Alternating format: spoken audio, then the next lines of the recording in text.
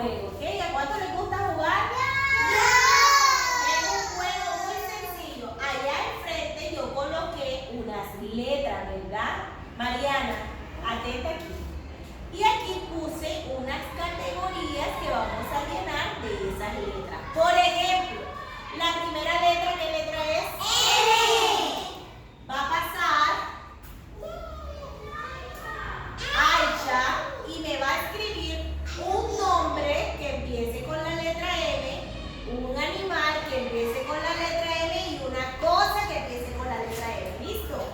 Vamos, Aisha, aquí va tú primero. Un nombre con la M. Un nombre de una persona que empiece con la letra M.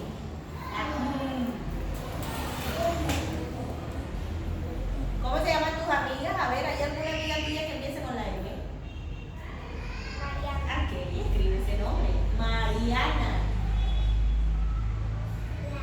Ajá, tú sabes. ¿Sabes cuál es la I? Mari. Eso. Una sola. Ri. I. María. A. Na. Na.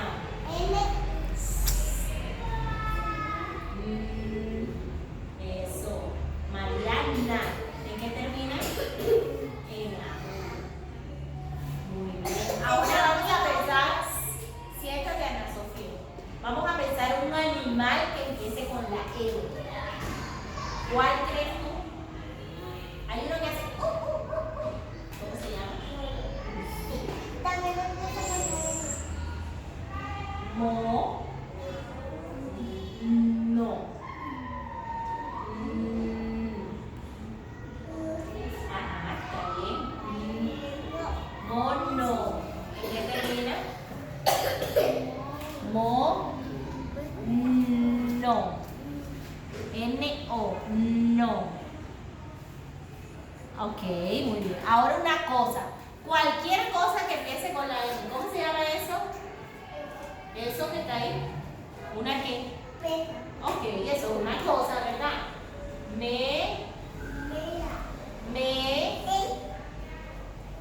Dale que tú puedes. Muy bien. ¿En qué termina? Mesa. ¿En qué termina? Escribe una A. Termina en una A. No. Borra la E. Borra eso ahí. Mesa.